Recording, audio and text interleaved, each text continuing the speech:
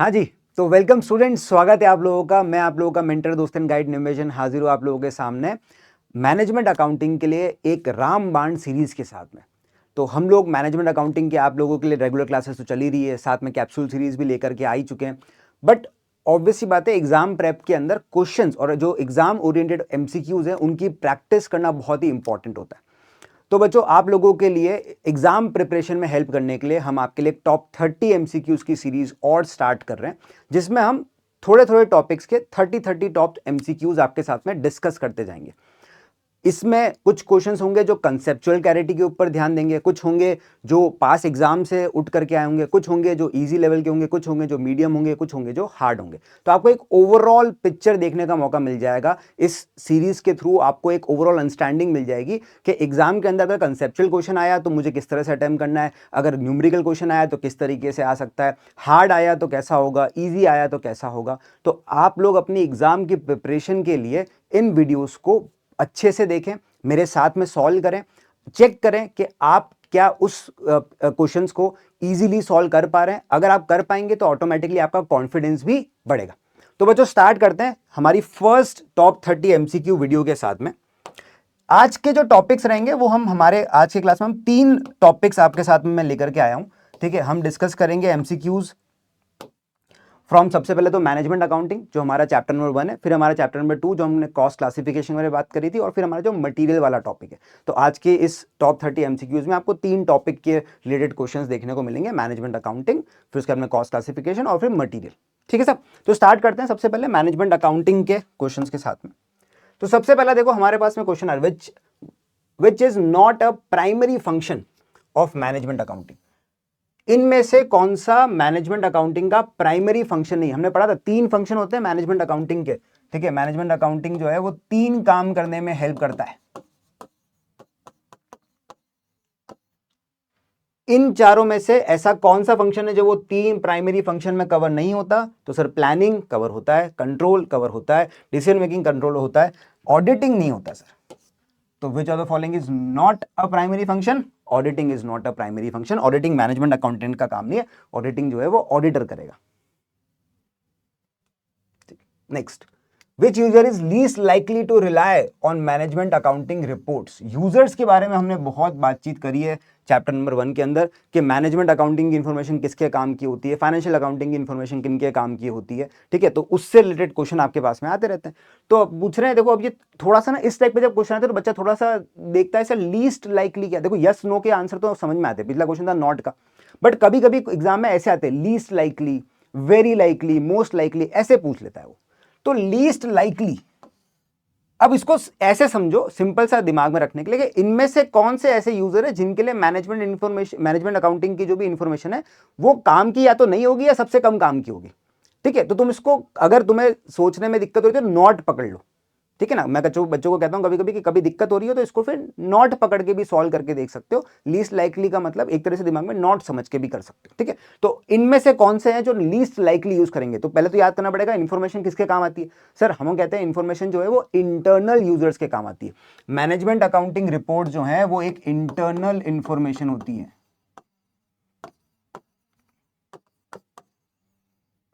ठीक है, इसको हम एक्सटर्नल पब्लिक को पब्लिश नहीं करते। तो डिपार्टमेंट मैनेजर तो यूज करेगा सर। शेयर होल्डर्स, अच्छा सोचते हैं, बजटिंग एनालिस्ट जो बजटिंग डिपार्टमेंट में काम कर रहा है सर, ये भी करेगा, ये भी प्लानिंग का पार्ट है। डिपार्टमेंट मैनेजर जो है वो हमारे ऑपरेशन वगैरह का पार्ट होगा, और ऑपरेशन सुपरवाइजर है वो भी देखेगा। तो इसका मतलब शेयर होल्डर, क्योंकि ये तीनों तो कंपनी के इंटरनल मैनेजमेंट का पार्ट है। शेयर होल्डर एक्सटर्नल यूजर है, और हमारी मैनेजमेंट इंफॉर्मेशन जो है वो इंटरनल इंफॉर्मेशन होती है, एक्सटर्नल लोगों के काम कम आती है या नहीं भी आती। ठीक है साहब, चलिए आगे बढ़ते हैं। Next, which responsibility center is just on cost only? Responsibility centre साहब हमने पढ़े हैं, 4 तरह के रिस्पॉन्सिबिलिटी सेंटर होते हैं हमारे पास में।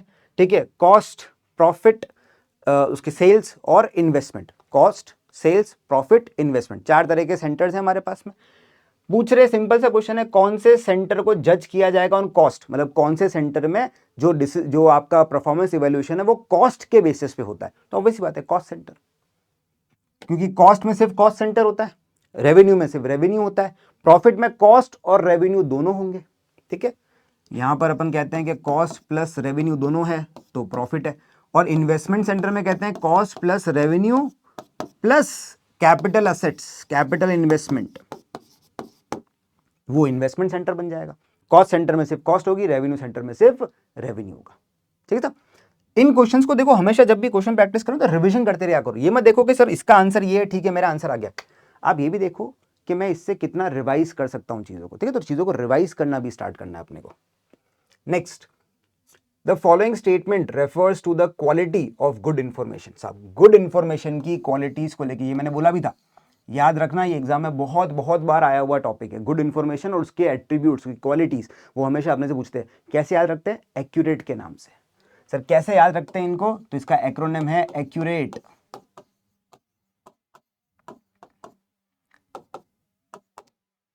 ठीक है जी, इससे याद रखना है तो पढ़ो। देखो क्या क्या कह रहा है, it should be communicated to the right person. ठीक है, it should always be completely accurate before it is used, और it should be understandable by the recipient. ठीक है जी, तो क्या इन तीनों में से या तो तीनों सही है या कोई दो सही है? अपने को देखना है कौन से एट्रीब्यूट विच आर करेक्ट। तो या तो ऑप्शन में देखो क्या देगा, 1 and 2 हो सकते हैं, या 2 and 3 हो सकते हैं, या 1 and 3 हो सकते हैं, या 1 2 3 तीन हो सकते हैं। तो उसने सारे कॉम्बिनेशन बना के दे दिया आपको। अब आपको ये सोचना है कि इनमें से कौन सा एक्चुअली में तो करेक्ट ही है।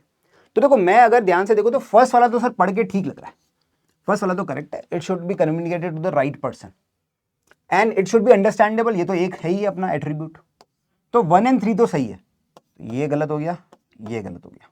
अब आंसर है तो बी है या डी है, अब वो डिपेंड करेगा 2 के ऊपर कि इट शुड ऑलवेज बी। अब बी क्या, अब 2 वाला पॉइंट क्या कह रहा है, इसको पढ़ते देखते हैं। देखो, it should always be completely accurate before it is used.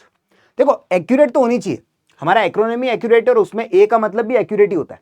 तो ये तो बात सही है कि एक्यूरेट होनी चाहिए, लेकिन पता है इतना तो हमने पढ़ा था कि सर इंफॉर्मेशन के लिमिटेशंस में पढ़ा था कि कभी कभी कितनी भी मेहनत कर लो, कितनी भी कोशिश कर लो, इंफॉर्मेशन कहीं ना कहीं कभी ना कभी इनकरेक्ट हो सकती है।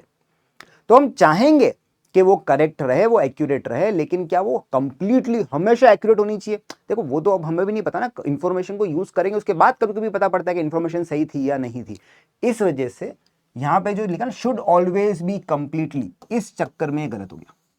अगर लिखा होता ना कि इट शुड बी एक्यूरेट तो मैं कहता कि ये सही है, तीनों के तीनों को सही मार्क करता। लेकिन क्या हमेशा कंप्लीटली एक्यूरेट होनी चाहिए? देखो वो तो मुझे भी नहीं पता है, वो तो लिमिटेशन है ना इन्फॉर्मेशन की। तो इस वजह से 1 and 3 will be the right answer. हम सेकंड को सही आंसर नहीं बोल सकते। अगर वो ये ऑलवेज वर्ड, ऑलवेज कंप्लीटली ये वर्ड हटा देता तो मैं ठीक है इसको भी सही मानता कि it should be accurate before it's use.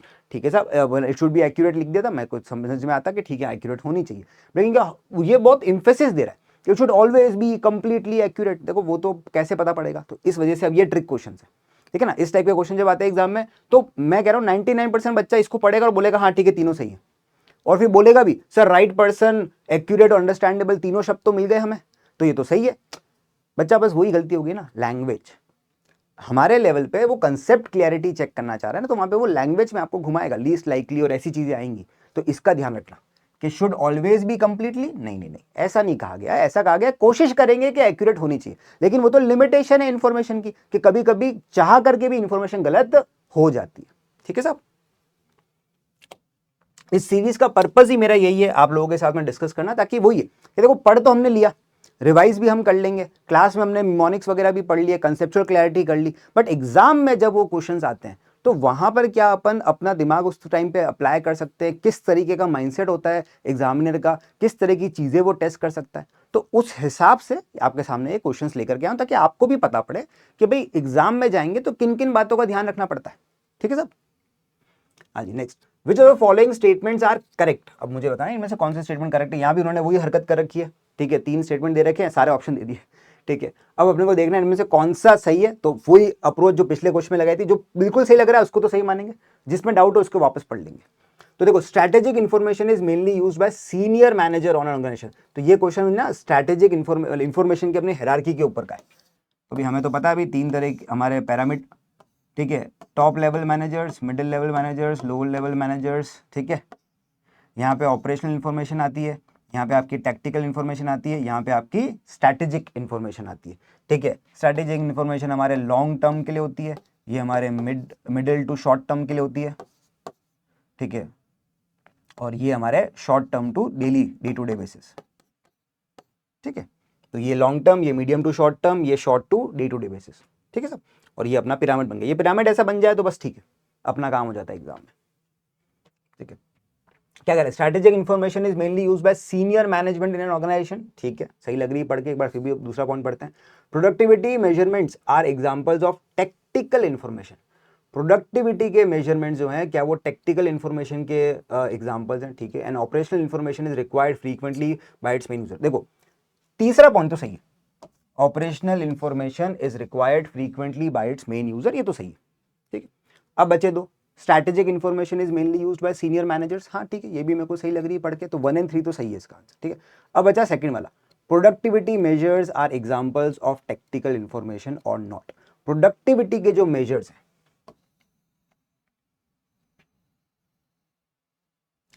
Productivity measures क्या होते हैं सब, ये आपको बताते हैं कि आपका कितना वेस्टेज हुआ, कितनी एफिशिएंसी पे आपने काम करा, ठीक है, आप अपने बजट के हिसाब से कितने आउट ऑफ सिंक हो, जितना काम होना चाहिए था उतना काम हुआ है या नहीं हुआ है, लेबर की एफिशिएंसी निकालना, ये सारे काम करते हैं अपन, ठीक है। तो productivity measures are an example of technical information not, ये अब अपने को सोचना। तो सोचो, देखो टेक्निकल इन्फॉर्मेशन किसके काम की है सर, उसके मिडिल लेवल के काम की।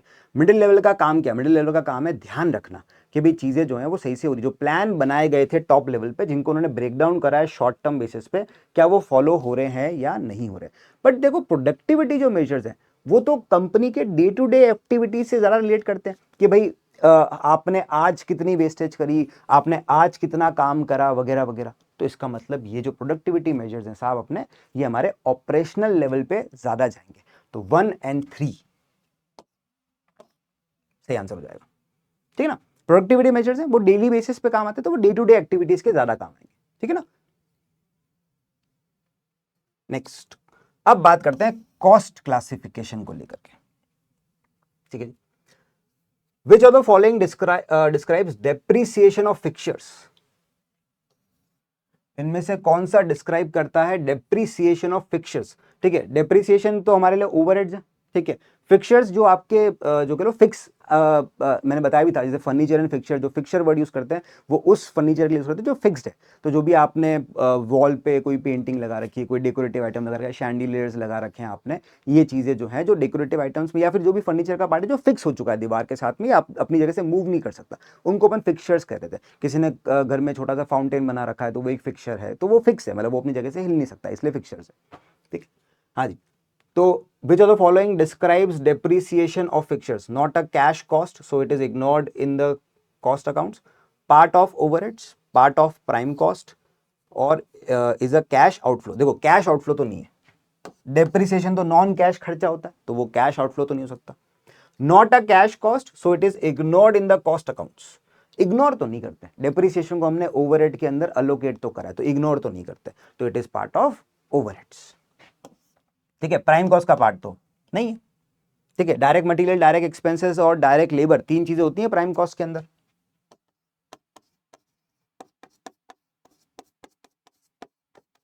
तीन चीजें होती हैं।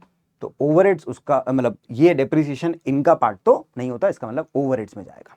और हमने ओवरहेड्स के चैप्टर में ही पढ़ा है डेप्रिसिएशन को अलोकेट करना, वहां से भी हिंट ले सकते हो। Next, if a supplier offers a 10% discount on an order exceeding 10,000 units retrospectively, what is the total cost for 10,001 units if the standard price is $10 per unit? अभी देखो थोड़े से ट्रिक क्वेश्चन है, इस टाइप के क्वेश्चन एग्जाम में आते रहते हैं, ठीक है ना। अब बच्चा कहता है कि सर ये क्या क्वेश्चन आया, ये क्या पूछना चाह रहा है वो, देखो वो जिस हिसाब से ना बेसिक कंसेप्ट टेस्ट कर रहा है आपके, कि भाई अगर मान लो ये क्या कह रहा है, देखो इसको वो ब्रेक डाउन करो। क्वेश्चन कह रहा है कि भाई देखो नॉर्मल प्राइस तो $10 पर यूनिट की, ठीक है, और सप्लायर ने आपको कहा कि मैं आपको 10% का क्वांटिटी डिस्काउंट दे दूंगा ऑन ऑर्डर्स एक्सीडिंग 10,000 यूनिट। तो 10,000 से अगर ऊपर मंगाओगे तो इस प्राइस पे 10% का डिस्काउंट मिल जाएगा। अब वो कितने की प्राइस निकालने को बोल रहे हैं, 10,001। क्या ये मोर देन 10,000 है, यस सर। तो पहला क्वेश्चन, क्या ये मोर देन 10,000, हमने कहा यस सर। तो इसका मतलब अब जो प्राइस हो जाएगी वो 10 माइनस 10% हो जाएगी,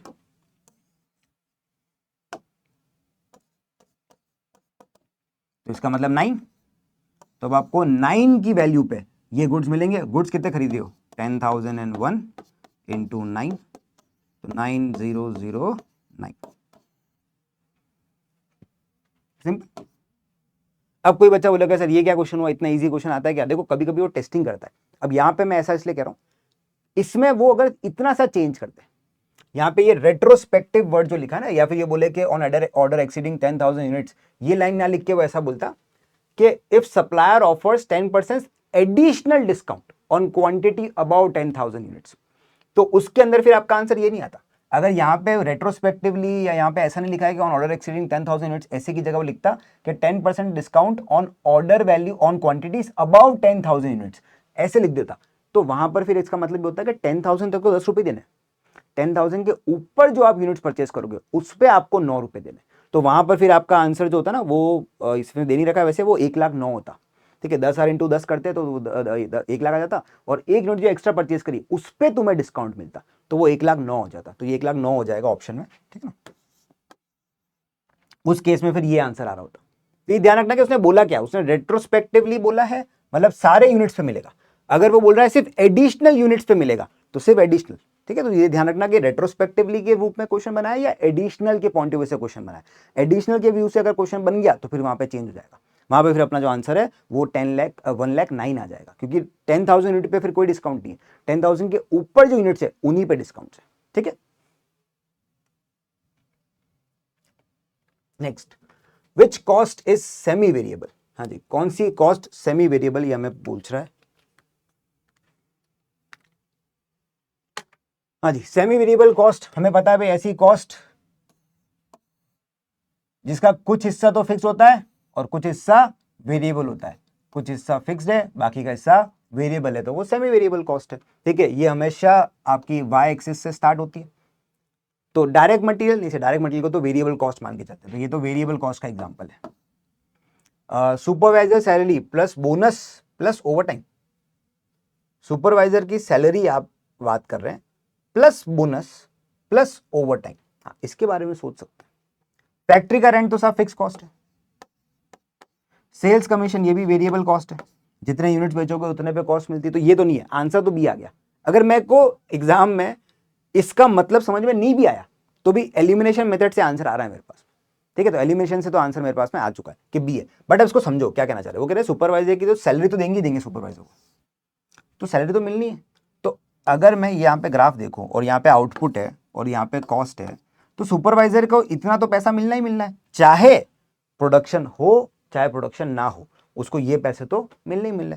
फिर क्या बोला गया, लेकिन ना इसके ऊपर हम उसको एक बोनस भी दे सकते हैं, पर ओवर टाइम आवर, हर आवर एक्स्ट्रा काम करने पर कुछ बोनस और मिल जाएगा।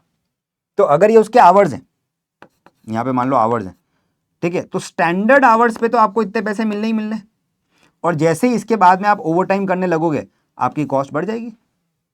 ठीक है, जैसे ही आपने ओवर टाइम करा तो बढ़ गई।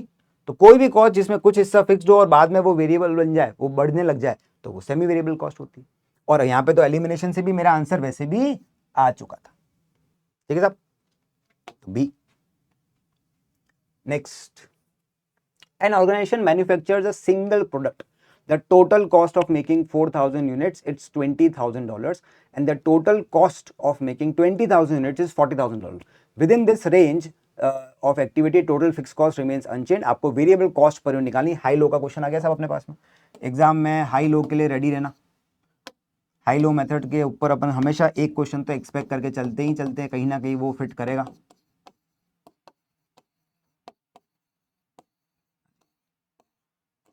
हाई लो मेथड के कंसेप्ट को ध्यान रखना। क्या कहते हैं हम, हाई लो मेथड के अंदर में दो लेवल लेने, एक हाई लेवल एक लो लेवल, लेकिन क्या कंसेप्ट है, दोनों लेवल उस रेंज के होने चाहिए जहां पर फिक्स कॉस्ट और वेरिएबल कॉस्ट दोनों सेम रहे।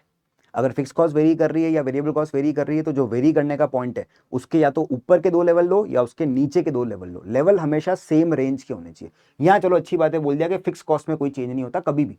ठीक है, तो ठीक है साहब, कोई चेंज नहीं होता, मतलब सारी रेंज अपने बराबर। अब यहाँ पे दे भी दो रखी थी, अगर मान लो चेंज हो रहा था तो फिर वो 3 देता, 3 में से कोई 2 चूज करनी होती है अपने को, तो यहाँ तो 2 ही है। हाई लो मेथड से हाई लो लगाते हैं, simple B is equals to, ठीक है, अपनी high cost which is 40,000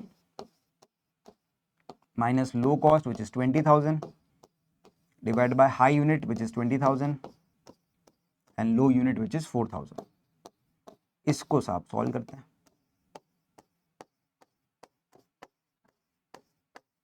20 divide by 16, एक मिनट कैलकुलेटर ले लेता हूं।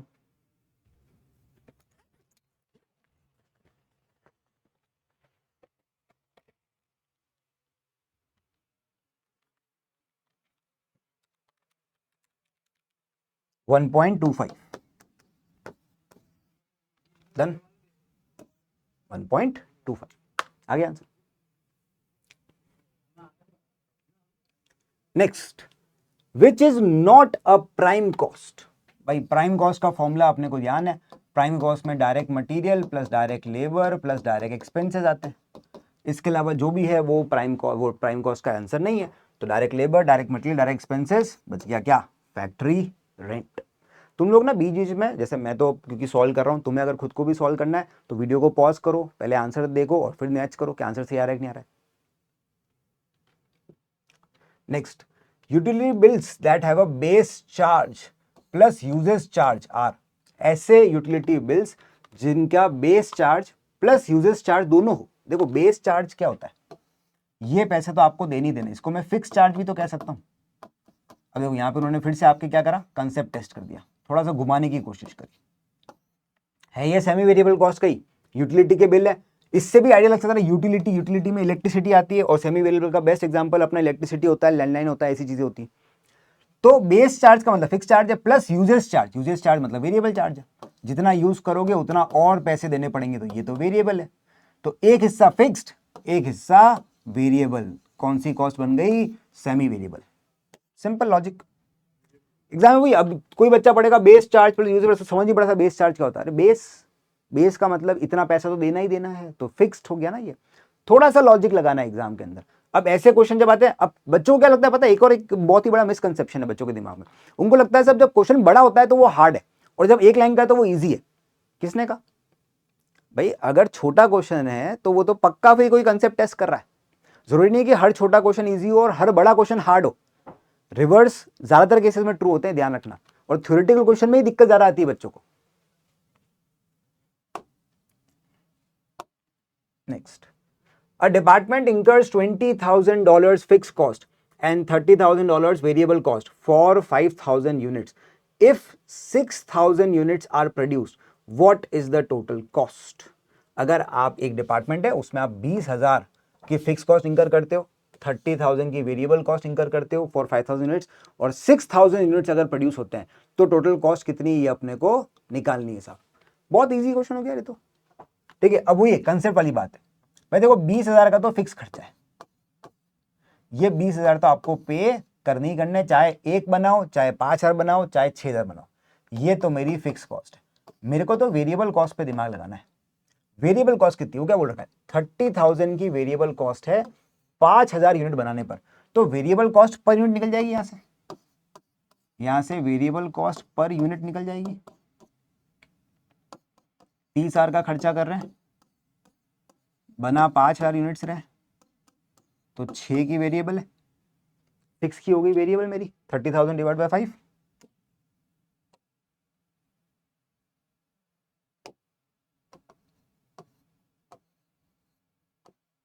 ठीक है, और अब 6,000 यूनिट बनाने हैं, तो 6,000 यूनिट बनाने के लिए वेरिएबल कॉस्ट कितनी हो जाएगी, 6,000 इंटू 6, 36। तो इसका मतलब टोटल कॉस्ट कितनी होगी, 56। फिक्स कॉस्ट तो भाई 6,000 बनाओ, चाहे 5,000 बनाओ, चाहे 1 बनाओ, चाहे 0 बनाओ, वो तो 20,000 की 20,000 रहनी है, तो फिक्स कॉस्ट तो एज इट इज आ गई। वेरिएबल कॉस्ट वेरी करती है। अब 5,000 पे 30,000 है, तो 6,000 पे कितनी। अब कुछ बच्चे इसको ऐसे भी निकाल सकते थे, कुछ बच्चे इनको वो बुक के फॉर्मूले रट लेते हैं, तो वो फिर ऐसे निकालते हैं कि सर 30,000 को डिवाइड करा 5 से, ठीक है ना, 30,000 कॉस्ट डिवाइड बाई 5 इंटू 6,000। तो हमने भी तो यही करा है साहब, हमने पर यूनिट में निकाल के फिर मल्टीप्लाई करा, तुमने बुक के फॉर्मूले को लगा लिया। अब तुम्हारी इच्छा, जो करना है तुम करो। ठीक है, आंसर सही आना चाहिए, बस इतना है। तो आंसर आ गया 56। नेक्स्ट क्वेश्चन देखते हैं साहब। If total cost at 1,000 units is 5,000 and at 4,000 units 11,000, fix cost कितनी है। सिंपल, अपने को हाई लो मेथड लगाना है, फिक्स कॉस्ट निकालनी है। पहले बी निकाल लेते हैं, फिर पहले आपको पता है स्टेप नंबर 1 अपने को बी निकलता है, फिर सब्स्टिट्यूशन के थ्रू ए निकलता है। तो पहले बी निकालते हैं। High cost 11,000, low cost 5,000, high unit 4,000, लो यूनिट 1,000।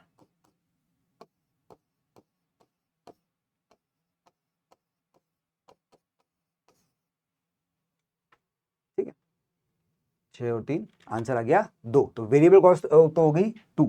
अब ए निकालते हैं। ए निकालने के लिए अपन यूज करते हैं क्या, सब्स्टिट्यूशन।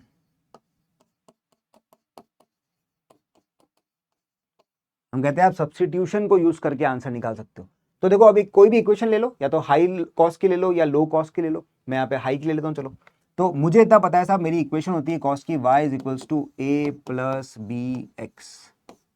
बस इस इक्वेशन में इस कॉस्ट को जमाना है। तो सब्स्टिट्यूशन के थ्रू मैंने कहा भाई हाई लेवल लेके चलते, तो 11,000 की जो कॉस्ट है y is equals to A plus B, मुझे पता है 2, और x मेरे को पता है हाई लेवल पे है 4,000। बस इसको सॉल्व करेंगे, ए निकल जाएगा, ए आ जाएगी, फिक्स कॉस्ट हो जाएगी। 8 8 माइनस 11 3 आ गया आंसर, सिंपल। 3,000 फिक्स कॉस्ट ही पूछी ना, फिक्स कॉस्ट पूछी 3,000, डन हो गया आंसर। नेक्स्ट, अब जरा देखो, अब थोड़ा सा वो स्टेप वाला पॉइंट है, ठीक है, जहां पे वेरी कर रही है फिक्स कॉस्ट या वेरिएबल कॉस्ट। ठीक है, 3 लेवल दे रखे। The following production and total cost information relates to a single product organisation for the last 3 months. Month 1 में प्रोडक्शन हुआ है 1200 का, उसकी कॉस्ट दे रखी है, फिर 900 का हुआ, उसकी कॉस्ट दे रखी है, फिर 1400 का हुआ, उसकी कॉस्ट दे रखी है। The variable cost per unit is constant. अच्छा, वेरिएबल कॉस्ट तो कांस्टेंट है, कब तक, up to production level of 2000 units. 2000 unit produce करने तक तो कॉस्ट है constant per month, but a step up of 6000 in the monthly total fixed cost occurs when the production reaches 1100।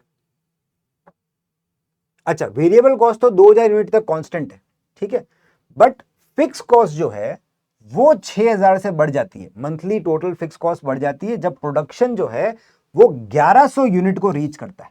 तो मेरा जो लेवल है वो 1100 है। 1100 के ऊपर की जो कॉस्ट है वो 6000 से ज्यादा है, और 1100 के नीचे की जो फिक्स कॉस्ट है वो 6000 से कम है। मतलब अगर मान लो कि अपन बढ़ी हुई कॉस्ट को ए मानते हैं, तो जो 1100 के नीचे वाली कॉस्ट है वो ए माइनस 6000, ठीक है ना। अब इसको ऐसे ले लो, अपने लिए लेवल डिवाइड करो। भाई मुझे पता है कि 1100 की एक लाइन है, 1100 के ऊपर कॉस्ट अलग है, 1100 के नीचे कॉस्ट अलग है। तो 1100 के ऊपर के लेवल कौन से है सर, 900। 1100 के नीचे के लेवल क्या है, जो लेवल दे रखे उनको अपन एक बार रीअरेंज करा, ठीक है। ये मेरी वो लाइन है जहां पर चेंज हो रहा है। चेंज के ऊपर के लेवल ऊपर रखे, चेंज के नीचे के लेवल नीचे रखे। हमें क्या चाहिए, हमें 2 लेवल चाहिए, या तो ऊपर के 2 मिल जाए या नीचे के 2 मिल जाए। हमें कहाँ के मिल रहे हैं, सब नीचे के मिल रहे हैं। नीचे के लेवल पे अगर मैं फिक्स कॉस्ट को ए रखता हूं, इस लेवल पे अगर फिक्स कॉस्ट ए है, तो ऊपर जाने पर फिक्स कॉस्ट क्या हो जाएगी, फिक्स कॉस्ट में 6000 की बढ़ोतरी होती है जब 1100 से आगे बढ़ते हो। तो 1100 से पीछे जाओगे तो 6000 से कम हो जाएगी।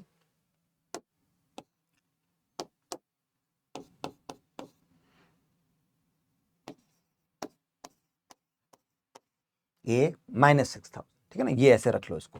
अब क्या बोल रहा है, what is the total cost per month when 1000 units are produce, ठीक है। अब पहले उसके लिए अपने को ए और बी निकालना चाहिए, तो पहले बी निकाल लेते हैं। अब तो मुझे वैल्यू मिल गई, अब मैं बी निकाल सकता हूँ बहुत आसानी से। तो बी, ये अपना लो लेवल, ये अपना हाई लेवल, लो कॉस्ट और हाई कॉस्ट। तो 68,200 माइनस 66,600 डिवाइड बाय 14 माइनस 12। हाँ जी, कितना हो जाएगा बी, 68,200 माइनस 66,600 डिवाइड बाय 200, 8। ठीक है साहब, 8 की आ गई अपनी वेरिएबल कॉस्ट। वेरिएबल कॉस्ट आ गई, अब फिक्स कॉस्ट निकाल लेते हैं। सब्स्टिट्यूशन, ए निकालना है, ए निकालने के लिए क्या यूज करते हैं, सब्स्टिट्यूशन।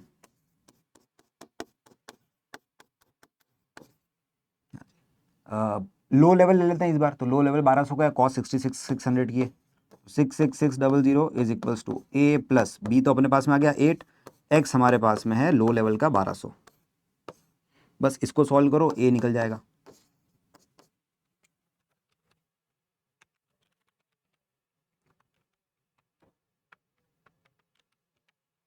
$57,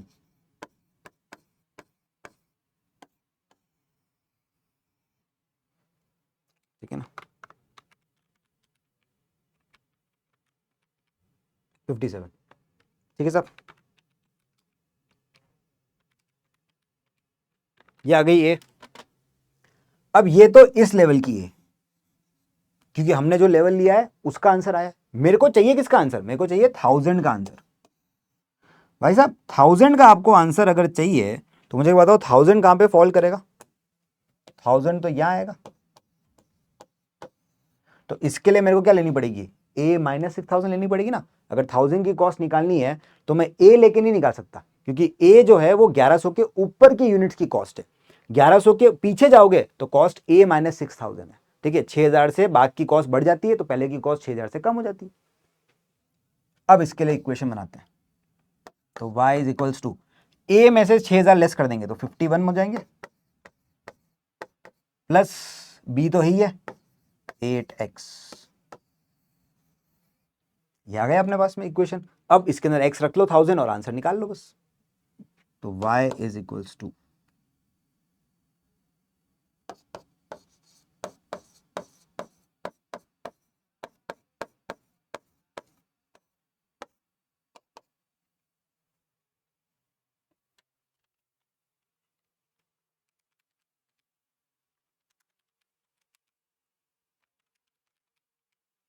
59,000, ठीक है ना। ये ऑप्शंस चेंज होने रह गए हैं, ऑप्शंस को इग्नोर करना, ठीक है ना। ये ऑप्शंस किसी और क्वेश्चन के पेस्ट हो गए यहाँ पे। अपने को निकालनी टोटल कॉस्ट है, जब 1000 यूनिट बनाते हैं तो उसके आंसर आ जाएगा 59, ठीक है साहब। ये बस ध्यान रखना। बोला क्या था कि भाई वेरिएबल कॉस्ट तो 2000 यूनिट तक कांस्टेंट रहती है। अपने सारे लेवल 2000 के ऊपर के थे, मतलब इन सब में वेरिएबल कॉस्ट बी तो बराबर है। तो यहां पर भी बी है, यहां पर भी बी है, और यहां पर भी बी है। बट उसने क्या बोला? चेंज क्या है? चेंज सिर्फ एक है साहब। चेंज के लिए उसने बोला कि भाई मेरे जो क्वेश्चन में फिक्स कॉस्ट है वो 6000 से बढ़ जाती है, there is a month but a step up of 6000 in monthly. Step up का मतलब बढ़ना, स्टेप अप बढ़ना, ठीक है। In the monthly fix production cost occurs when production reaches 1100। तो 1100 के ऊपर जाओगे तो कॉस्ट जो है वो 6000 से ज्यादा है, तो 1100 के पीछे जाओगे तो कॉस्ट 6000 से कम है। मैंने 1100 के ऊपर ए माना है, तो 1100 के पीछे ए माइनस 6000 मानना पड़ेगा। तो यहां पे जब मुझे फिक्स कॉस्ट लेके चलनी है तो उसमें से 6000 कम करने पड़ेंगे, तो 51 हो गए मेरे यहाँ पे, ठीक है साहब। बस इतना ध्यान रखना है, बाकी तो आपके सामने आंसर है, ठीक है। ये ऑप्शंस गलत पेस्ट हो गए थे, ऑप्शन को छोड़ देना, आंसर 59 है, ठीक है जी। तो इस टाइप के क्वेश्चन के लिए प्रिपेयर रहना, मैंने पहले ही बोल रखा है, ये इंपॉर्टेंट है। बस अगर तुमने ये देख लिया, लेवल के हिसाब से अपने जो भी आंसर यूनिट दे रखे उनको डिवाइड कर लिया, और हमें दो ऐसे लेवल लेने हैं जो कॉमन बेस पर है। इन दोनों में फिक्स कॉस्ट बराबर है तो इनको लूंगा, भले ही लो ये है हाई ये है, बट इन दोनों को मैं नहीं ले सकता, क्योंकि इसकी फिक्स कॉस्ट अलग है, इसकी फिक्स कॉस्ट अलग है, दोनों सेम बेस पर नहीं है, तो अपन हाई लो मेथड नहीं लगा सकते इसके ऊपर। अपने को हाई लो मेथड लगाने के लिए फिर दो ऐसी लेवल लेने पड़ेंगे जो सेम बेस पर हो। तो मैंने सेम बेस पर 1200 और 1400 थे, उनको लेकर के हाई लो लगाया, उनसे ए और बी निकाला, पहले बी निकाला फिर ए निकाला। और अब मुझे आंसर क्या चाहिए? मुझे 1000 का चाहिए था, जो 1100 के ऊपर का है, तो वहां पे ए 6000 से कम रहेगी, तो इसलिए फिक्स कॉस्ट को मैंने 6000 से कम करा, ठीक है साहब। इस टाइप के क्वेश्चंस के लिए प्रिपेयर रहना, एग्जाम में बहुत आते हैं। अब आते हैं साहब मटेरियल के बारे में बातचीत करें नेक्स्ट, मटेरियल के कुछ क्वेश्चंस वगैरह करते हैं।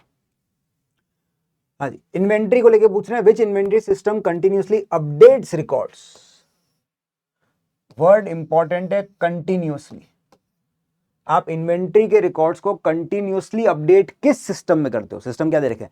Periodic, perpetual, physical count, LIFO. देखो फिजिकल काउंट तो काउंटिंग का मेथड है, अपडेशन रिकॉर्ड अपडेशन का है नहीं। लिफो से तो अपन वैल्यू निकालते हैं, तो है नहीं। आंसर बचा ये दो, पीरियोडिक और परपेचुअल। देखो नाम ही है कंटिन्यूअसली, तो कंटिन्यूअसली जो वर्ड है वो परपेचुअल से मैच खाता है, तो परपेचुअल, ठीक है ना, सिंपल से।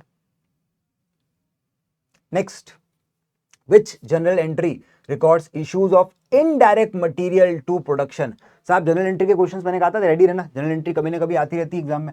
तो जनरल एंट्री पूछी जा रही है किसके लिए, indirect material to production, indirect material को प्रोडक्शन में ट्रांसफर करने की एंट्री। प्रोडक्शन के लिए याद करो मैंने कौन सा अकाउंट बनाया था, प्रोडक्शन का अकाउंट हमेशा होता है WIP, और इनडायरेक्ट मटेरियल एक ओवरहेड है, ओवरहेड का हमारा अकाउंट होता है प्रोडक्शन ओवरहेड। ठीक है, तो बस इसके हिसाब से एंट्री चेक करो, ऐसी कौन सी एंट्री है जिसमें प्रोडक्शन ओवरहेड और WIP आ रहे हैं, और कर क्या रहे, अपन इशू कर रहे हैं इनडायरेक्ट मटेरियल को WIP में, WIP की कॉस्ट बढ़ा रहे हैं तो WIP डेबिट होगा, एंट्री हो जाएगी debit WIP, credit production overhead. तुक्के मत लगाना, पहले तो ये देखो कि अकाउंट कौन सा है, इनडायरेक्ट मटेरियल ओवरहेड है, ओवरहेड के लिए अपना कौन सा अकाउंट है, प्रोडक्शन, चाहे इनडायरेक्ट मटेरियल हो, चाहे इनडायरेक्ट लेबर हो, चाहे इनडायरेक्ट एक्सपेंस हो, सबके लिए प्रोडक्शन ओवरहेड का अकाउंट है, और प्रोडक्शन के लिए WIP का अकाउंट है। तो पहले तो ये डिसाइड करा, इसको भी देखोगे तो शायद आंसर मिल जाएगा, हाँ मिल जाएगा, क्योंकि एक ही एंट्री है जिसमें ये दो अकाउंट थे। अब अगर एंट्री याद नहीं भी आई, इतना भी याद आ गया तो भी शायद लॉजिक से आंसर निकाल दोगे। तो पहले तो ये देखना जरूरी है कि कौन सा अकाउंट बनता है, फिर एंट्री कर पाएंगे, वरना तो कंफ्यूज करने के लिए वो कुछ भी एंट्री लिख देगा यहाँ पे। ठीक है, अभी ये मान लो कंफ्यूज करने के लिए वो यहाँ पे क्या करता, मटेरियल की जगह पे लिख देता credit indirect material control account. मैं कह रहा हूँ 90% बच्चा फर्स्ट वाली एंट्री मार्क करके आता, अगर यहाँ पे मटेरियल की जगह पे सिर्फ इनडायरेक्ट वर्ड लिख दिया होता ना, तो भी बच्चा ये मार्क करके आया था, वो यहां तक पहुंचता नहीं, क्योंकि वो अकाउंट देख ही नहीं रहा है, अकाउंट तो याद ही नहीं आया अपने को। ध्यान रखना है, चाहे डायरेक्ट हो चाहे इनडायरेक्ट हो, ये एंट्री गलत है। ठीक है, ये एंट्री सही नहीं है। एंट्री में याद रखना पड़ेगा अकाउंट, इनडायरेक्ट मटेरियल एक ओवरहेड है, ओवरहेड रिकॉर्ड होता है प्रोडक्शन ओवरहेड अकाउंट में, तो प्रोडक्शन ओवरहेड का अकाउंट चाहिए मुझे एंट्री में, और प्रोडक्शन के लिए WIP अकाउंट होना चाहिए। फिर एंट्री आई कि चलो प्रोडक्शन अकाउंट में ट्रांसफर कर रहे हैं, तो एक अकाउंट कम होगा, एक अकाउंट ज्यादा होगा, जो बढ़ेगा वो डेबिट, जो घटेगा वो क्रेडिट।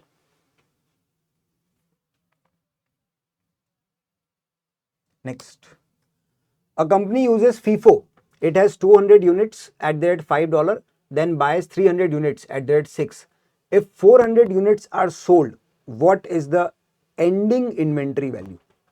ठीक है सर, फीफो के हिसाब से आंसर निकालना है। फीफो क्या कहता है, फर्स्ट इन फर्स्ट आउट, जो पहले माल आया वो पहले बेचेंगे। अच्छा, माल कितना आया सर, 200 यूनिट आए 5 की वैल्यू पे, फिर आपने 300 यूनिट आए 6 की वैल्यू पे, तो 2 यूनिट है, एक 5 की वैल्यू के, एक 6 की वैल्यू के। बेचे कितने साहब, 400 यूनिट बेचे, तो 400 में सबसे पहले कौन से बिकेंगे, पुराने वाले। ठीक है, अपने को इन्वेंट्री की एंडिंग वैल्यू निकालनी, तो एंड में कितना बचेगा, तो देखो मेरे पास में 200 इंटू 5 और 300 इंटू 6, ये वाले तो रिसीट्स हैं। ठीक है, इनमें से 400 का माल बेचा है, तो 400 में से ये पहले बिक जाएगा, इसमें से 200 सोल्ड हो जाएंगे, और इसमें से भी 200 सोल्ड हो जाएंगे। ठीक है, ये दोनों बिक गए, तो बचा क्या, इसके 100 बचे, 6 की वैल्यू वाले, तो 600, सीधा आंसर।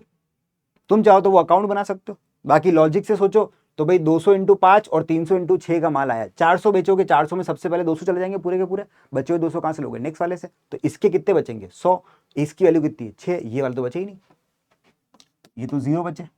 ठीक है, ये 100 बचे, तो ये आएगी वैल्यू में मेरे सिर्फ। ठीक है, 600 आंसर हो गया सीधा। नेक्स्ट, अब देखो थोड़ा सा ना कंसेप्चुअल, मैंने आपको याद कराए थे, मैंने पूरा डिफरेंशिएशन पढ़ा था, FIFO, LIFO, weighted average, cumulative, normal, periodic average वगैरह सबके बारे में, तो उसका ध्यान रखना, उसको लेके भी कंसेप्चुअल क्वेश्चन पूछता रहता है वो।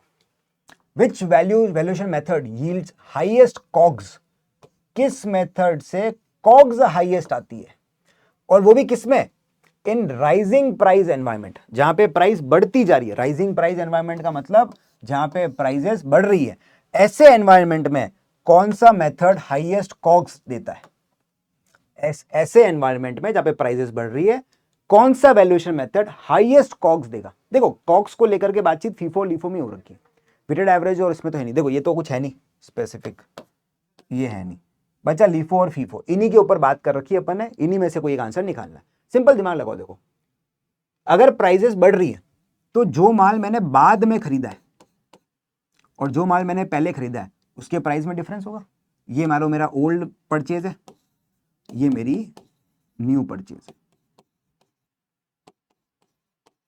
न्यू परचेज ज्यादा वैल्यू पे होगी, न्यू परचेज की प्राइस ज्यादा होगी, ओल्ड परचेज की प्राइस कम होगी। अगर मैं फीफो यूज करता हूं तो फीफो में माल इस प्राइस पे इशू होता है, तो कॉग्स में ओल्ड कॉस्ट जाएगी, और यहीं पे अगर लीफो यूज करता हूं तो लीफो में माल न्यू प्राइस पे जाता है।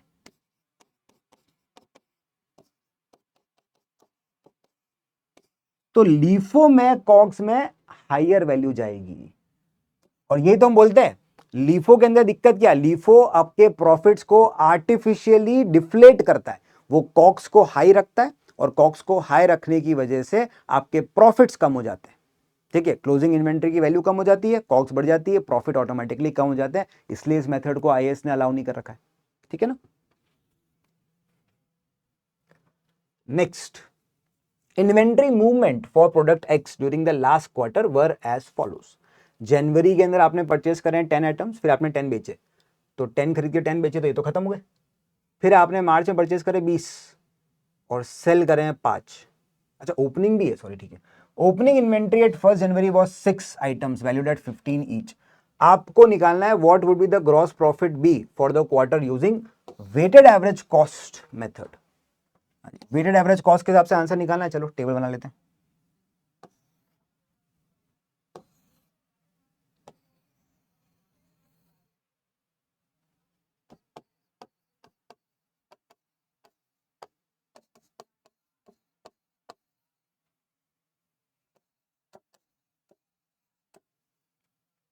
सबसे पहले ओपनिंग में आपके पास में 6 यूनिट्स हैं, ठीक है ना, जिनकी वैल्यू 15 है।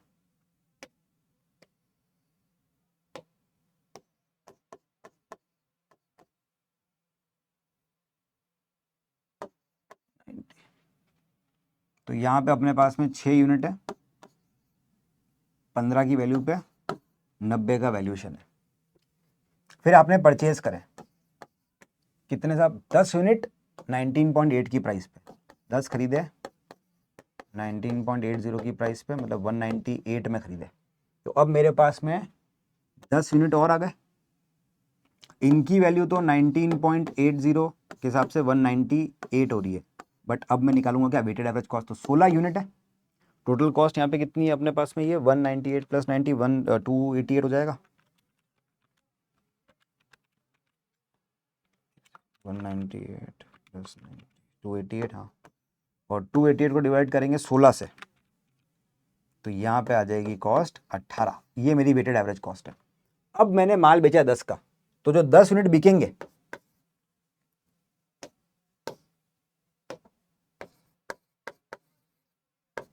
10 बेचे, वो बिकेंगे 18 के वैल्यू पे 180।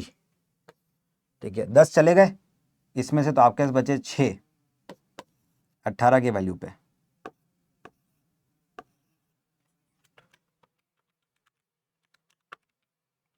ठीक है, 118 की प्राइस पे।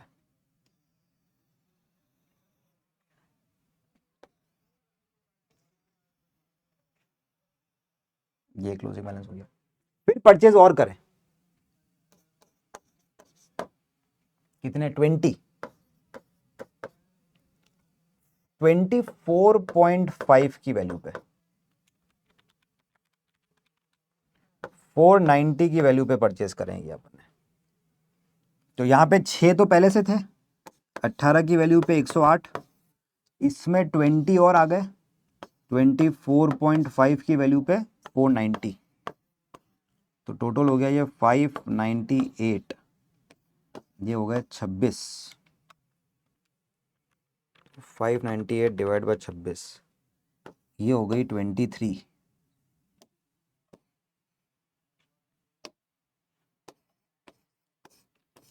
ये अब मेरी नेक्स्ट वेटेड एवरेज कॉस्ट हो गई। फिर मैंने 5 बेच दिए,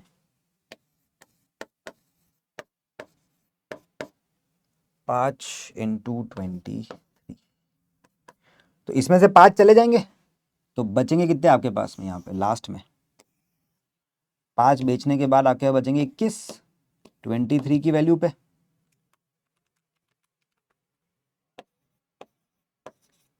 four eighty three D option.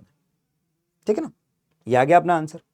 भाई पहले अपन ने बस ओपनिंग था, फिर अपन ने परचेस करा माल, जब भी इनफ्लो होगा तब अपन नया एवरेज निकालेंगे, तो ये इनफ्लो आया 16 यूनिट हो गए, कॉस्ट इनकी दोनों मिला के इतनी हो गई, तो एवरेज कॉस्ट आ गई 18। फिर आपने इसी प्राइस पे 10 का माल इशू कर दिया, बचे 6। फिर आपने और खरीदे 20, उनका अपने वापस से जब भी इनफ्लो होता है तो नया एवरेज निकालते हैं, फिर इनफ्लो हुआ नया एवरेज निकला, वो आया 23 का, उस पर मैंने 5 बेच दिए, तो लास्ट में बचे कितने 21। अब ये तुम अगर डायरेक्टली करना चाहते तो थोड़ी इशू आ सकते थे, यहाँ पे वेटेड एवरेज में थोड़ी मेहनत ये लगती है, बट हाँ मैं ये यूनिट जरूर निकाल सकता था चेक करने के लिए। मैं देखो 6 ओपनिंग में थे, 10 खरीदे, 10 बेचे, 20 खरीदे, 5 बेचे, 21 बच रहे। ठीक है, जो ओपनिंग और परचेज उसको ऐड करो, जो बेचा है उसको माइनस करो, 21, तो 21 यूनिट तो है, तो 21 यूनिट है। अब 21 यूनिट की प्राइस मुझे निकालनी थी, वो मैंने निकाल दी। ठीक है साहब, 23, तो ये आ जाएगा 483। क्वेश्चंस की प्रैक्टिस लगेगी, करते रहना। Next, under FIFO during rising prices, फिर से बोल रहा है फीफो में जब प्राइस राइज कर रही है तब क्लोजिंग इन्वेंट्री वैल्यू किस पे होगा। देखो फीफो में अपन ओल्ड प्राइस को बुक करते हैं, इस ओल्ड प्राइस पे कॉक्स को बुक किया जाता है, इश्यूज को बुक करते हैं, तो इसका मतलब क्लोजिंग इन्वेंट्री किस पे होगी, न्यू प्राइस पे, क्योंकि पुरानी तो आपने बेच दी, पुरानी तो आप कहते हो कि पहले बेचोगे, नई वाली पड़ी रह जाएगी, तो इसका मतलब यहाँ पे क्लोजिंग इन्वेंट्री की वैल्यू क्या आएगी, ज्यादा। किससे, लोअर देन लीफो नहीं, higher than weighted average, equal to weighted average, valued at standard cost, weighted average से ज्यादा आएगी साहब आपकी ग्रॉस यहाँ पे, ठीक है ना, क्योंकि लीफो से कम तो नहीं हो सकती। लीफो जो है वो तो लास्ट इन फर्स्ट आउट, वो तो पुरानी कॉस्ट पे वैल्यू करेगा, तो लीफो पे क्लोजिंग इन्वेंट्री की वैल्यू कम आती है, फीफो पे ज्यादा आती है, इसलिए फीफो में प्रॉफिट ज्यादा आते हैं, कॉक्स कम होता है। ठीक है ना, तो फिर ये वेटेड एवरेज से कंपेयर करेगा, तो फिर यहाँ पे आप हायर देन, क्योंकि वेटेड एवरेज तो एवरेज करेगा इनका, ठीक है ना, तो वेटेड एवरेज तो कहीं बीच में होगा, आप तो कहीं ऊपर की वैल्यू पे कर रहे होगे, वेटेड एवरेज इन दोनों के बीच में कहीं होगा, इसलिए हायर देन वेटेड एवरेज। अब इस टाइप के ट्रिक क्वेश्चन आते हैं कि भाई अपन लीफो फीफो सोच रहे हैं, उसने वेटेड एवरेज से कंपैरिजन पूछ लिया आपसे। Next, which of the following is in the correct chronological sequence for sales, ये मैंने आपको बताए भी थे, डॉक्यूमेंट्स वगैरह को लेकर के आपको ध्यान में रखना है। तो ये अब एक जैसे परचेज है तो परचेज का रिवर्स हो जाता है सेल्स, तो सेल्स का क्रोनोलॉजिकल ऑर्डर आपसे पूछ लिया। ठीक है, तो अब मान लो किसी बच्चे ने नहीं पढ़ा, भूल भी गया, तो एक सिंपल दिमाग में रखो प्रोसेस, तुम दुकान पे जाते हो कोई माल खरीदने के लिए तो क्या प्रोसेस फॉलो करते हो, उसके हिसाब से सोच लो। भाई देखो पहले कह रहा है इंक्वायरी ऑर्डर इनवॉइस पेमेंट, ठीक है, ये सुनने में तो ठीक लगता है कि पेमेंट लास्ट में हो रहा है, अब क्या क्या खराब है वो हटाते स्टार्ट करते हैं। ऑर्डर इंक्वायरी इनवॉइस पेमेंट, चलो ये दो सही है, बट यार पहले ऑर्डर करोगे फिर इंक्वायरी करोगे, तुम दुकान में जाके पूछते हो भैया ये माल है क्या, आप पूछे ना भैया ये चीज है क्या, तो वो क्या, वो इंक्वायरी है।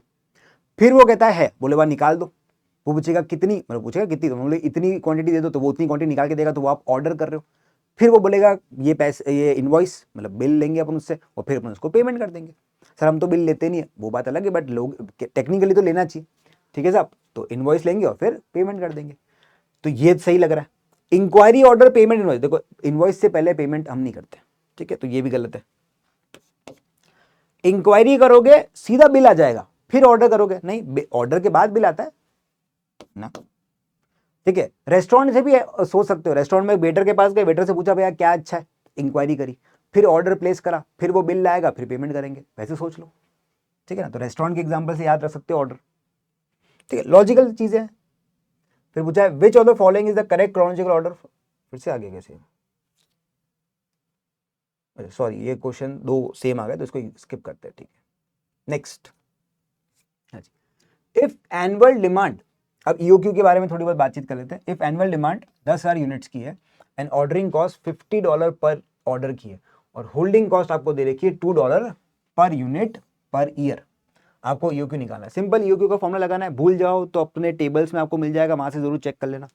हाँ जी, फॉर्मूला क्या कहता है, 2 into demand into ordering cost divide by CH whole under root. अब डिमांड बोलो, ए बोलो, एनुअल डिमांड बोलो, वो तुम्हारी इच्छा, जैसे तुम्हें याद रहता है, ठीक है ना। हाँ जी, अब इसमें देख लो क्या क्या चीजें, एनुअल डिमांड दे रखी है 10,000, ऑर्डरिंग कॉस्ट दे रखी है 50, और होल्डिंग कॉस्ट दे रखी है पर यूनिट पर ईयर में 2, बस सब कुछ तो है, फॉर्मूला लगाना है। 2 इंटू 10,000 इंटू 50 डिवाइड बाय 2,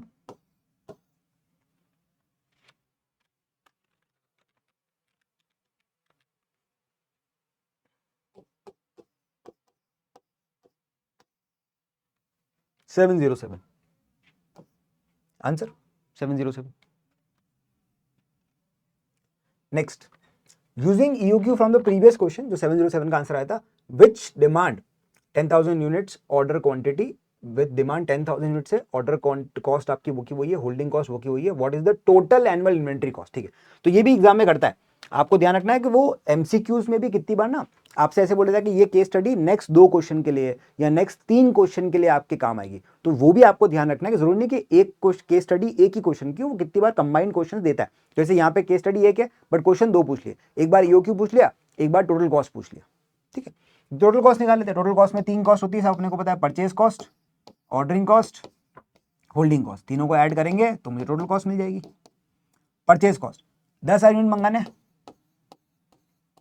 एक यूनिट को खरीदने की कॉस्ट कितनी है, अच्छा sorry, inventory cost excluding purchase cost. ठीक है, परचेज कॉस्ट अपने को नहीं दे रखी तो इसको भूल जाएंगे अभी के लिए। ठीक है, तो ये देनी रखी है तो इसको अपने को पता नहीं है, तो इसको इसमें बोला भी एक्सक्लूडिंग, तो इन दो को निकालना है। ठीक है, तो ऑर्डर क्वांटिटी निकाल लेते हैं, ऑर्डरिंग कॉस्ट। तो एक बार में ऑर्डर कितने कर रहे हैं, 707, टोटल करके मंगाने कितने, 10,000, नंबर ऑफ ऑर्डर निकल जाएंगे इससे, और नंबर ऑफ ऑर्डर को मल्टीप्लाई कर दोगे एक ऑर्डर की कॉस्ट से जो 50 है, इससे आ जाएगी ऑर्डरिंग कॉस्ट।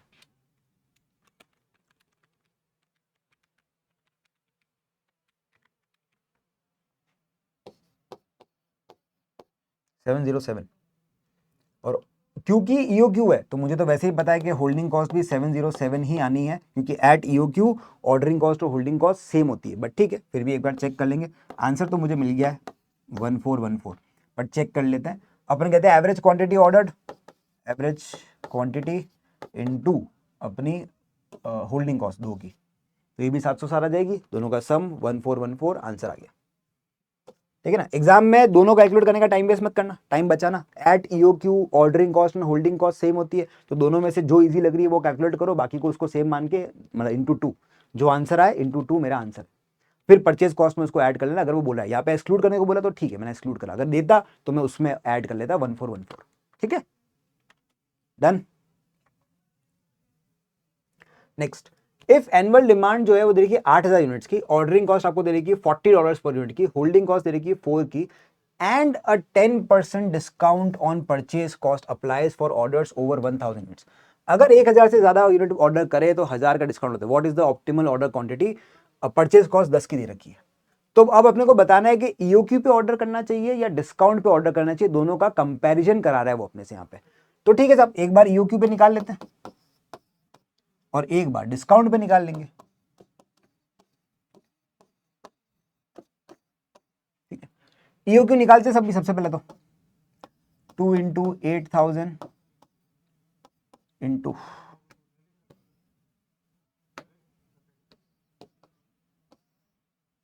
अपने ऑर्डरिंग कॉस्ट 40 की है और होल्डिंग कॉस्ट 4 की है।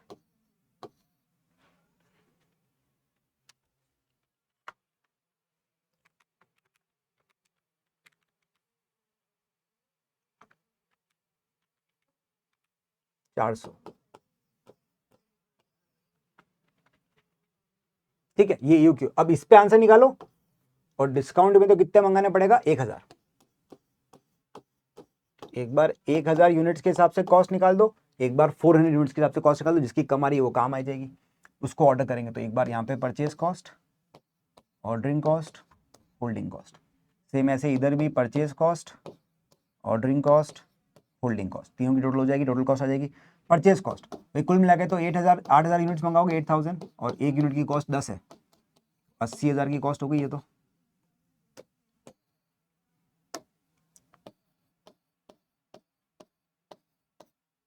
इधर ऑर्डरिंग कॉस्ट एक बार में 400 मंगा रहे हैं, मंगाने कुल मिला के 8,000 है, तो 400 के हिसाब से 20 ऑर्डर लगेंगे, और एक ऑर्डर की कॉस्ट 40 है, तो 800। और इतना मुझे पता है कि होल्डिंग कॉस्ट भी होनी तो 800 ही चाहिए, बट चेक कर लेते हैं। एवरेज क्वांटिटी ऑर्डर 400 मंगा रहे हैं, divide by 2 into ordering cost, holding cost 4 की है, तो 800। इनका कर लूँगे टोटल तो ये आ जाएगा 81600। ये टोटल कॉस्ट हो गई मेरी EOQ के ऊपर। अब ऐसे ही डिस्काउंट के ऊपर निकाल लेते हैं। डिस्काउंट में भी मंगाएंगे तो 8,000 यूनिट, लेकिन अब मेरे को 10% का डिस्काउंट मिलेगा, तो मेरी ये कॉस्ट 9 हो जाएगी। डिस्काउंट में परचेज प्राइस हो जाएगी 9,8972।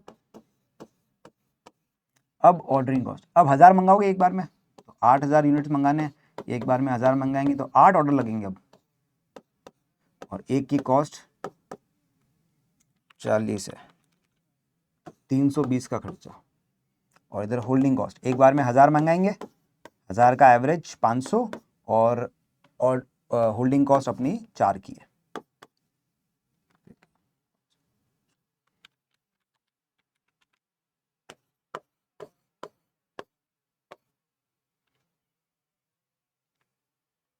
तो ये हो जाएगा 74320। तो ऑब्वियसली बात है इसकी कॉस्ट कम है तो मुझे 1000 पे ऑर्डर करना चाहिए, तो ऑप्टिमम ऑर्डर क्वांटिटी हो जाएगी 1000। ठीक है साहब, तो 400 का तो ईओक्यू है, 1000 अपने को यूनिट्स दे रखे। अब क्वेश्चन में ना अपने को एक 1200 और एक 800 का लेवल और दे रखा है। देखो वैसे तो 90% केसेस में आंसर तुम्हारा आ चुका होगा, कभी कभी लेकिन क्वेश्चन जो है वो इस तरीके से फ्रेम होता है कि शायद ये दोनों में से कोई आंसर आ जाए, तो फटाफट से इनका भी कैलकुलेटर पे चेक कर लिया करो कि भाई क्या इनके ऊपर आंसर निकालने से फर्क पड़ेगा क्या। ठीक है, तो एक बार 1200 पे देखते हैं, 1200 पे डिस्काउंट तो मिलेगा ही मिलेगा, तो ये तो सेम रहेगी 72, बस इन दो पे चेंज होगा तो इन दो को चेंज कर लेते हैं। अगर अपन 8000 मंगा रहे हो और एक बार में 1200 मंगाएंगे तो 1200 इंटू 40 ये आएगा 267, इसको एम प्लस में डालो मेमोरी प्लस में, और इधर अपन 1200 मंगाएंगे, 1200 डिवाइड बाय 2 इंटू 4, इसको भी एम प्लस में लो, एमआरसी करो। ठीक है, ये हो जाएगा 2667, यहाँ अभी इन दोनों का सम हो रहा है 2320, तो ऐसा नहीं है 1200 पे तो कॉस्ट बढ़ रही है। अब एक बार 800 पे भी फटाफट चेक करो, 800 पे डिस्काउंट तो है नहीं, तो 800 तो इस तरीके से निकलेगा, तो 800 पे जो परचेज कॉस्ट है वो तो 80 रहेगी, बस ऑर्डरिंग कॉस्ट निकाल के देख लो, तो 8000 डिवाइड बाय 800 इंटू 40, 400 की तो हो गई ऑर्डरिंग कॉस्ट, और 800 डिवाइड बाय 2 इंटू 4, 1600 की होगी परचेज कॉस्ट, तो ये होगी 2000। नहीं साहब, ठीक है, इस केस में आंसर आएगा 82। ठीक है, इधर 800 में अगर निकालेंगे, 800 में जो कॉस्ट आएगी वो आएगी 82 की। ठीक है, और इधर जो कॉस्ट आएगी वो अपनी निकल के आ रही थी 72 प्लस 2667, 74667। तो ऐसा नहीं है साहब, सबसे बेस्ट यही है।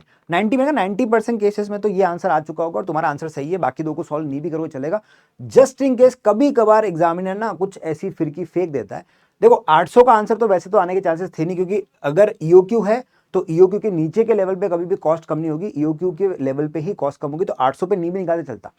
1200 क्योंकि डिस्काउंट वाला लेवल है ना, तो एक बार 1200 पे जरूर एग्जाम में चेक कर लेना फटाफट से, उसमें भी देखो ये तो सेम रहेगा, तो ये वापस निकालना मत, दे दो 72 की 72 यूज करना, ये दो वापस निकाल देना, तो ये आएगी 267 और ये आएगी कुछ अपनी 2000 से ज्यादा, तो दोनों को मिला करके देखोगे तो ये इतना आ जाएगा, तो ज्यादा आ रहा है आंसर, इधर कम आ रहा है तो अपन इसको चूज करेंगे।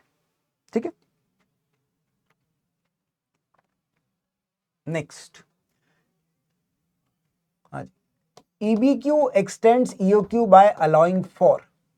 भाई अपन ने पढ़ा था EOQ के फॉर्मूले को ही मॉडिफाई करके EBQ बनाया गया है, तो एक्सटेंड का मतलब वही मॉडिफाई, उसको इलोंगेट कर रहे हैं, उसको थोड़ा सा चेंज कर रहे हैं। तो क्या चेंज करा, जरा देखो भी, फॉर्मूला याद करो, याद नहीं आया तो एग्जाम में लिखा हुआ मिलेगा तुम्हें तो टेबल्स में। तो इधर होता है 2 into annual demand into cost of ordering divide by CH whole under root. EBQ के फॉर्मूले में क्या चीज चेंज हो जाती है, 2 into ordering cost into cost of setup divided by cost of holding into 1 minus demand upon production rate 1 minus D upon R। ये extra है ना कुल मिला करके, ये क्या है, ये प्रोडक्शन रेट है। तो क्या चीज अलाउ कर रहा है, प्रोडक्शन रेट्स। बैक ऑर्डर नहीं, पेरिशेबिलिटी नहीं, सप्लायर रिलायबिलिटी नहीं। फॉर्मूले में एक ही चीज एक्सटेंड करी है, ये आर क्या होता है, प्रोडक्शन रेट। तो हमने क्या एक्सटेंड करा, हमने प्रोडक्शन रेट जिसको अपन आर बोलते हैं, ये फॉर्मूले में ऐड करा है अपन ने बस, तो इसलिए आंसर प्रोडक्शन रेट्स। अब ये वही है, कोई बच्चा बोलेगा सर ये तो अलग चीज है, ये कहां से आएगा। अब ये क्वेश्चन एक लाइन का है, हो सकता है बच्चा एग्जाम में फंस जाए और ये क्या है। अब ये लॉजिकल क्वेश्चन, तो मैंने कहा ना जरूरी नहीं कि छोटे लिखा है क्वेश्चन तो वो इजी है, या छोटा लिखा है तो वही तो ही इजी होगा, ऐसा नहीं। छोटे लिखे हुए क्वेश्चन में भी दिक्कतें हो सकती है अगर कंसेप्ट क्लैरिटी नहीं हो। छोटे क्वेश्चन हमेशा कंसेप्ट क्लैरिटी पे ध्यान देते हैं। हाँ जी, नेक्स्ट देखो क्या कह रहा है। In EBQ if annual demand is 12,000 units, ordering cost दे रखी है आपको 100 पर सेटअप की, मतलब ये सॉरी सेटअप कॉस्ट होगी, ऑर्डरिंग कॉस्ट नहीं होगी, ठीक है ना, सेटअप कॉस्ट है। Holding cost $5 per unit per year दे रखी है, प्रोडक्शन रेट दे रखी है 24,000 per year, what is EBQ, ठीक है। फॉर्मूला लगाते हैं, 2 into annual demand into cost of setup divide by holding cost into, बस यहां पे चेंज क्या करना है, 1 minus D upon R, D है 12,000, आर है 24। ये ध्यान रखना डी और आर एनुअल में होना चाहिए, अगर वीकली दे रखा हो मंथली दे रखा हो तो एनुअल में कन्वर्ट कर देना उसको। बस इसको सॉल्व करके अंडर रूट करना है, इसको सॉल्व कर लेते हैं, तो ये तो कट के हो जाएगा 2, ये हो जाएगा 0.5, तो ये हो जाएगा 2.5।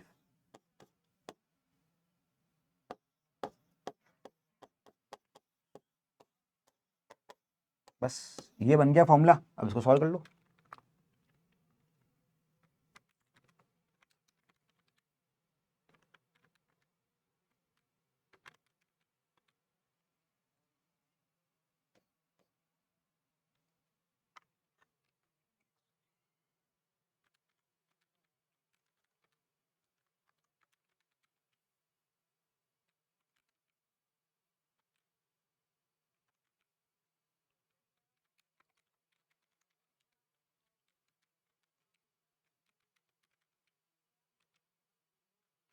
$979 आ रहा है, 979.79 समथिंग आ रहा है, तो इसको ऊपर 980 बोलते हैं। ऑप्शंस मेरे ख्याल से गलत कॉपी पेस्ट हो गए यहाँ पे,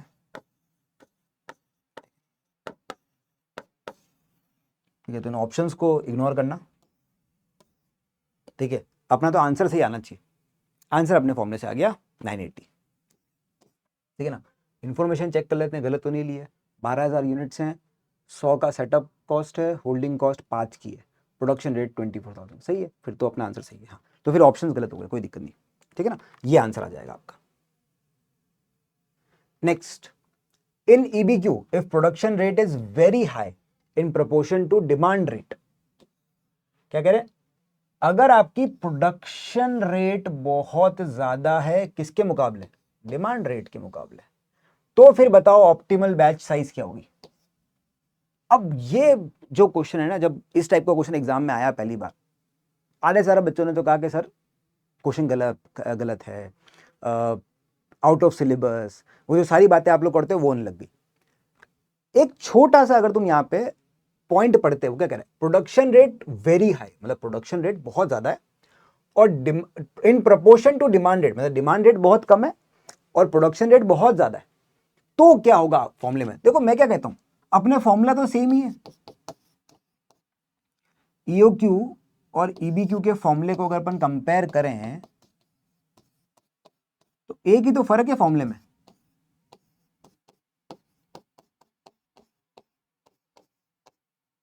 यहां पे सिर्फ CH रहता है,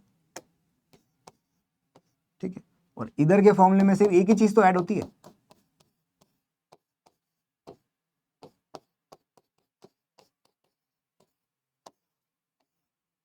सिर्फ ये ऐड हो रहा है, बाकी तो दोनों सेम है। अब इसको लेकर के आपको इंफॉर्मेशन दे रखी है, और क्या दे रखी है जरा देखो, मुझे इसको लेकर के क्या इंफॉर्मेशन दी है, मैं जरा उसको एक बार थोड़ा सा डिटेल में पढ़ता हूं। मुझे उसने क्या कहा, अगर ये R प्रोडक्शन रेट बहुत ज्यादा है और ये D बहुत कम है, तो एक अज्यूम कर लेते हैं, लेट से एक क्वेश्चन में बाकी सबको सेम रखते हैं, सिर्फ इसको अज्यूम करते हैं, लेट से 1 माइनस डिमांड आपकी है लेट से 1,000 की, ठीक है, और प्रोडक्शन रेट बहुत ज्यादा है तो लेट से 20,000 की,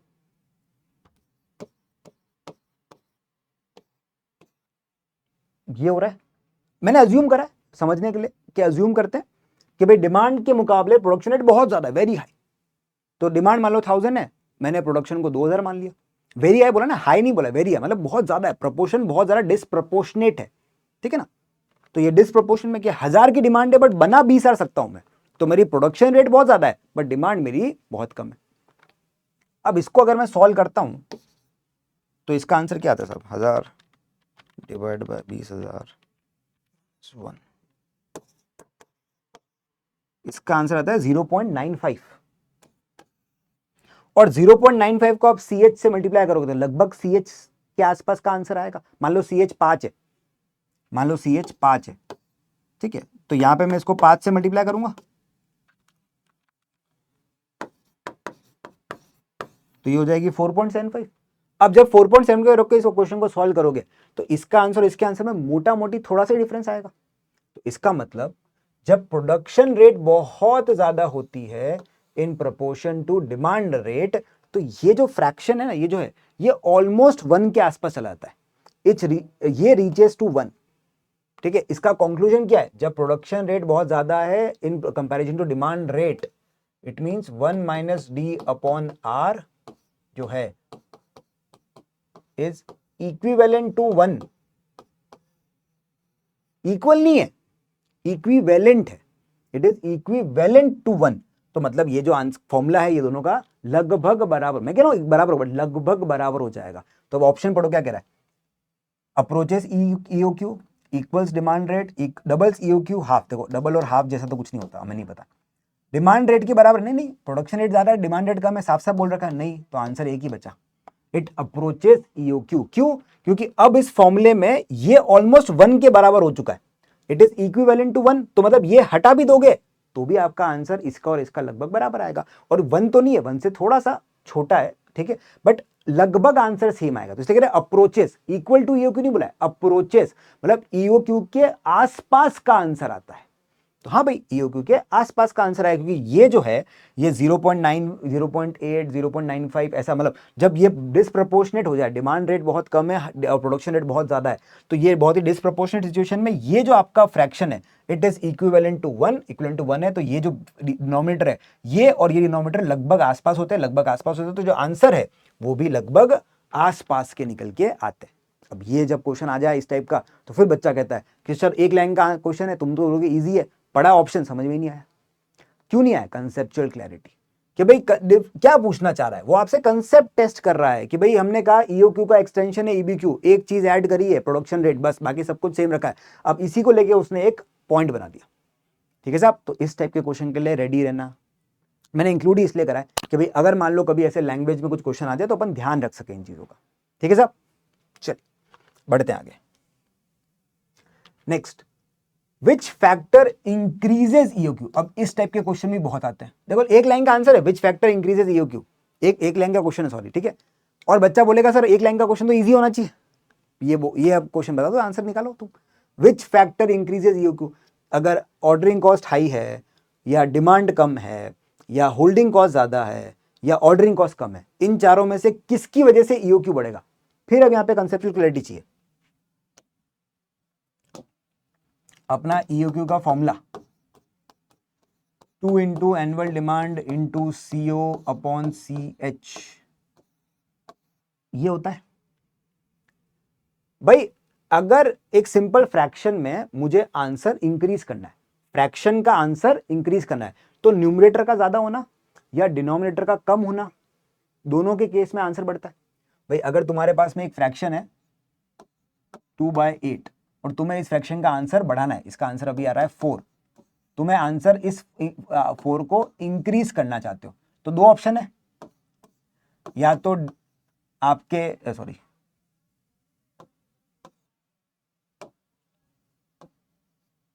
1/4 है ना, सॉरी मैं क्या लिख दिया, 4 कहां से आ गया?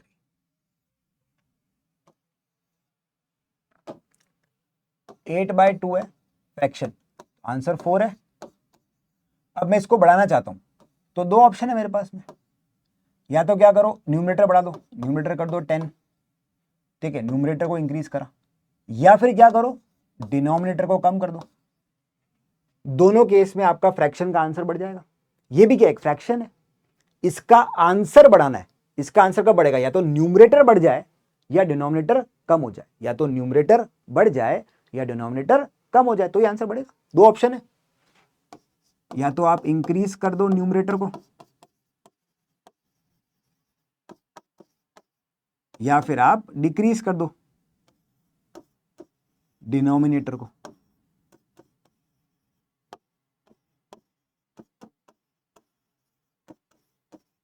दो ऑप्शन है किसी फ्रैक्शन के आंसर को इंक्रीज करने के लिए। मुझे फ्रैक्शन का आंसर क्या चाहिए? ज्यादा चाहिए। फ्रैक्शन का आंसर ज्यादा करने के दो ही तरीके, या तो न्यूमरेटर को बढ़ा दो या डिनोमिनेटर को कम कर दो। इनमें से क्यों कौन सी एक चीज हमारी इन दोनों में से किसी एक कंडीशन को मैच करती है, बस इतना सोचना है। और इसी का उल्टा, वो बोले डिक्रीज, तो डिक्रीज करने के लिए क्या होगा इनका उल्टा, या तो न्यूमरेटर को डिक्रीज कर दो या डिनोमिनेटर को इंक्रीज कर दो। ठीक है, जस्ट रिवर्स। और वो लॉजिक आपको एग्जाम में लगाना है। अब ध्यान से देखो, अगर ऑर्डरिंग कॉस्ट ज्यादा हो जाए तो ऑर्डरिंग कॉस्ट बढ़ेगी तो न्यूमरेटर बढ़ेगा, न्यूमरेटर बढ़ेगा तो ईओक्यू बढ़ेगा। आंसर मिल गया ए। अब बाकी को भी कंपेयर करते हैं। लोअर डिमांड, डिमांड लो होने से तो ए कम होगा, इससे क्या होगा, ए कम होगा। ए कम होगा तो मतलब न्यूमरेटर कम हो जाएगा, इससे तो न्यूमरेटर गिर जाएगा, और न्यूमरेटर गिरेगा तो आंसर भी गिरेगा। न्यूमरेटर कम होगा तो आंसर भी कम हो जाएगा। ठीक है, इसमें क्या हो रहा है, सीओ बढ़ रहा है, सीओ बढ़ रहा है तो न्यूमरेटर बढ़ रहा है, न्यूमरेटर बढ़ेगा तो ईओक्यू भी बढ़ेगा। मेरा जो डिसीजन लेना है मेरे को। अब अगर होल्डिंग कॉस्ट बढ़ जाए, होल्डिंग कॉस्ट बढ़ेगी,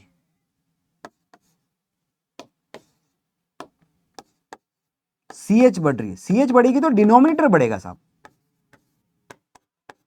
डिनोमिनेटर बढ़ जाएगा, डिनोमिनेटर बढ़ेगा तो फ्रैक्शन का आंसर कम होगा साहब, तो फिर ईओक्यू कम होगा। और लोअर ऑर्डरिंग कॉस्ट कम हो जाए, बाकी सब, अच्छा इसमें ये मान के चलना है कि बाकी सब में चेंज नहीं हो रहा, सिर्फ इस फैक्टर में चेंज हो रहा है। तो अगर लोअर ऑर्डरिंग कॉस्ट है, ऑर्डरिंग कॉस्ट कम हो गई तो इसका मतलब न्यूमरेटर कम हो गया, न्यूमरेटर कम हो गया तो ईओक्यू गिर गया। इस तरीके से एग्जाम में दिमाग लगाना है।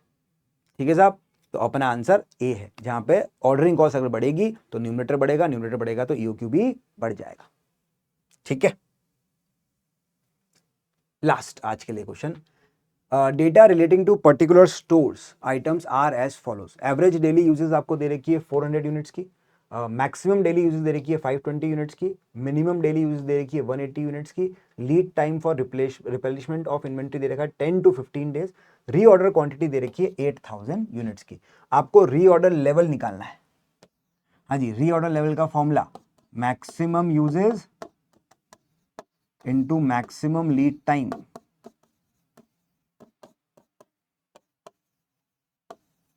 फॉर्मूले ध्यान रखना भाई सारे, रीऑर्डर लेवल, ठीक है, आपके ईओक्यू का फॉर्मूला, ईओक्यू का फॉर्मूला तो चलो मिल जाएगा, मैक्सिमम लेवल और मिनिमम लेवल ये अपने को ध्यान रखने पड़ेंगे एग्जाम में। हाँ जी, तो अपने को रीऑर्डर लेवल पूछा है, maximum use into maximum lead time, maximum uses कितना है साहब 520, मैक्सिमम लीड टाइम कितना है 15, आ गया आंसर।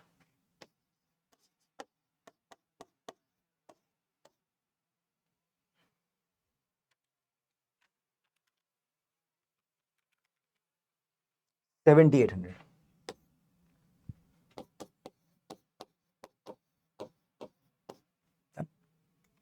आ गया साहब आंसर।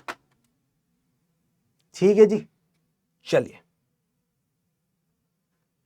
ओके बच्चों, तो इस टॉप 30 एमसीक्यूज की सीरीज के लिए आज के लिए तो इतना है इस वीडियो में। आगे जो नेक्स्ट वीडियो आएगी अब उसमें हमारे नेक्स्ट चैप्टर जो लेबर ओवरहेड्स इनके बारे में हम आपके साथ में टॉप 30 एमसीक्यू शेयर करेंगे। तो उस वीडियो के अंदर आप लोगों को उन टॉपिक्स का रिवीजन मिल जाएगा। अभी जो ये वीडियो देखिए इसके क्वेश्चंस में जहाँ जहाँ तुम्हें लगे कि सर क्वेश्चन अच्छा था, टफ था, उनको अपने पास में नोट करके रखना, एग्जाम में जाने से पहले देख के आना। ठीक है साहब, चलिए ओके बच्चों, थैंक यू सो मच, मिलते हैं आपसे ऐसी किसी नेक्स्ट वीडियो के अंदर।